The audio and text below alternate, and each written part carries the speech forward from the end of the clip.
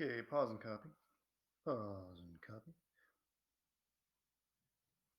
Okay, I want you to do a common denominator here and arrive here.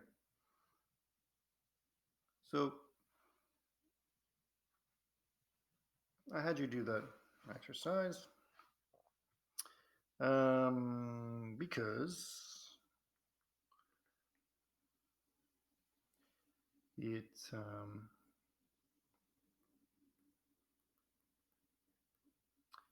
suggests that we have a choice. All right.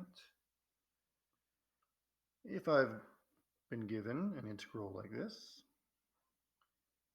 I can choose to integrate this guy, or I can integrate this guy.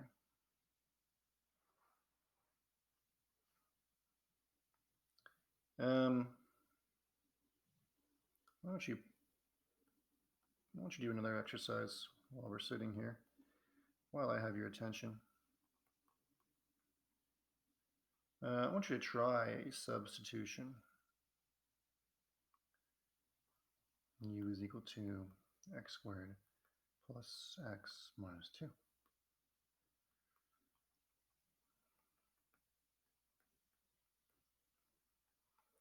Okay, so pause and try this. Okay, the answer is no, it does not help. So what I need to do is I need to find a way to start from here and get back to this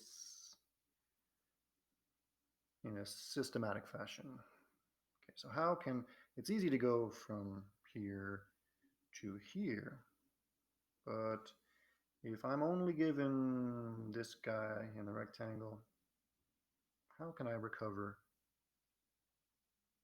that dude there? Well, this is called the method of partial fractions.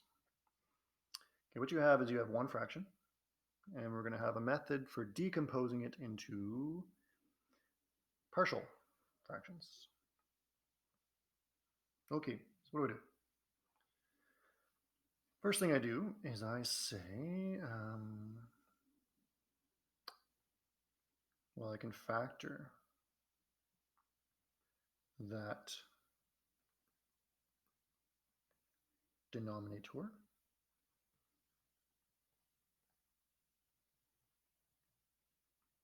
Start there. And then I'll say, well, I believe that this fraction can be written as the sum of two partial fractions.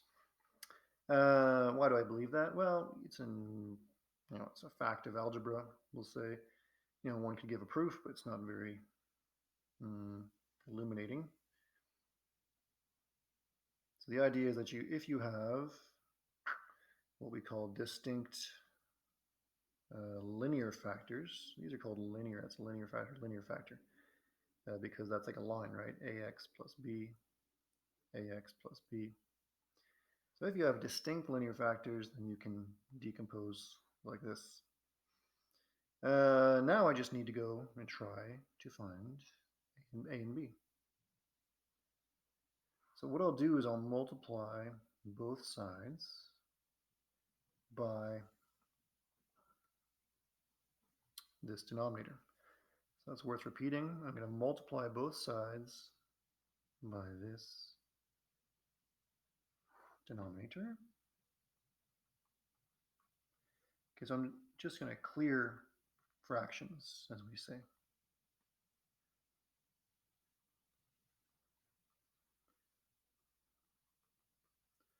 And then what do we do? Clear the fractions. So here I just get x plus 5 is equal to so what you can do is you can imagine this product sitting right here and sitting right here. And what survives? Well, you have the a, and then you have times x minus 1 plus b. For the b, you have this cancellation, like that, right? Boop, boop. Helps if you make those noises. It's a math secret. You get that. Trying to find a and b. Okay, here's a key point. This equation must be true for any x value. So I can just start choosing x values cleverly.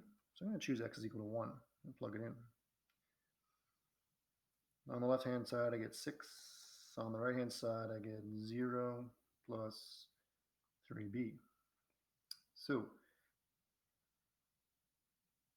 that's a very simple equation. Tells me that b is 2.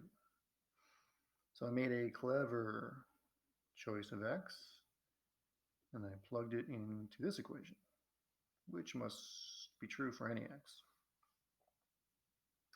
So my other clever choice will be x is, well, looking here, negative 2.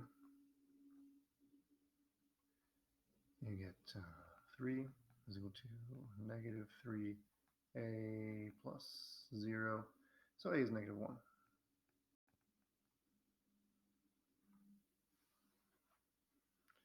So coming down from here, I get x plus 5 over, what was it, x plus 1, x minus 1, x plus 2 was equal to minus 1 over x minus 1 plus 2 over x plus 2.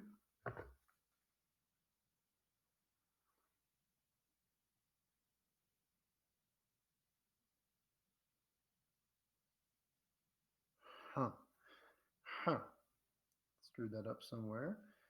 Where did I screw up? I think I got them mixed up, didn't I? Yeah, so I made a very common mistake. See, a is over x plus 2, and b is over x minus 1. I mixed them up. So a is over, so I got these mixed up here. So this 2 should be a minus 1, and the x minus 1 is a 2. Et voila. I'm making these mistakes on purpose, of course, for instructional purposes. So what am I talking about? Oh, right, calculus. So my integral, x plus 5, the original was x squared plus x minus 2 dx is, well, I can just use this instead.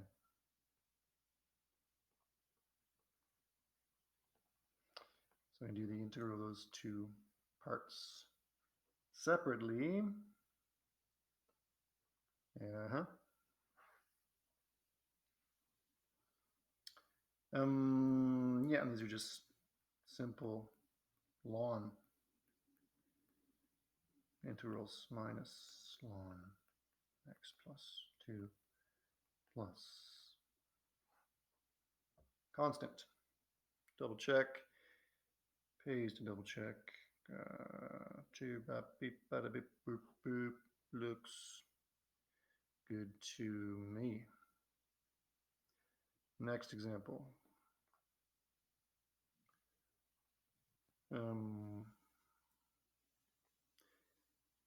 Ugly, but for x minus 3, come on, 2x plus 5. dx. Okay, pause and copy. And that's it for this video.